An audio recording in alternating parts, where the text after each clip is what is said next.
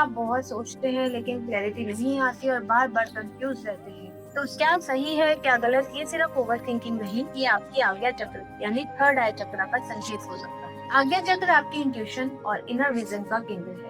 यही तय करता है आप चीजों का सतह से देखते हैं या फिर उनकी गहराई को समझते हैं। जब ये असंतुलित होता है तो इंसान या तो बहुत ज्यादा सोचता है या क्लैरिटी बना ही नहीं पाता। और सबसे महत्वपूर्ण बात यह है कि यहाँ ऑब्जर्वेशन की शक्ति बहुत कमजोर हो जाती है। आप दूसरों को ऑब्जर्व नहीं कर पाते। इसका असर धीरे धीरे दिखता है, बार बार कंफ्यूजन, गलत डिसीजन, इंट्यूशन पर ट्रस्ट न होना और मेंटल थकान, क्योंकि आप देख तो रहे हैं लेकिन आपको समझ ही नहीं आ रहा है। अब इसे संतुलित कैसे करें? सबसे पहले अपना ध्यान अपनी दोनों भुजाओं के बीच में लाएं और यही आपका आज्ञा चक्र है, जिसका रंग होता है गहरा नीला, इंडिगो। यहाँ अवेयरनेस रखते हुए बीज मंत्र ओम का जाप करें। हमारे चैनल पर इसका 108 बार का मेडिटेशन अवेलेबल है, जिसका लिंक डिस्क्रिप्शन में है।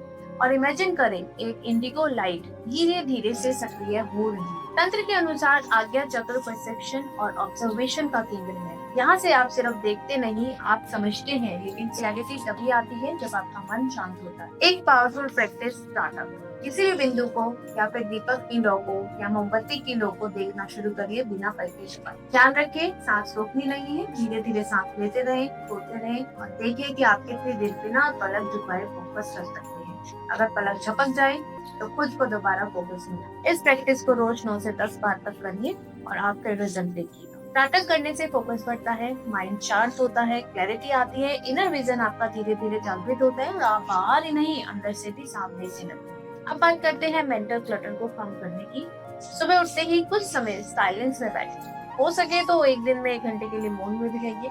तुरंत फोन या थॉट्स में ना जाएं। गहरी सांस लें और अपने माइंड को खाली करें। रात को सोने से पहले भी दिन भर की इंफॉर्मेशन को छोड़ दीजिए।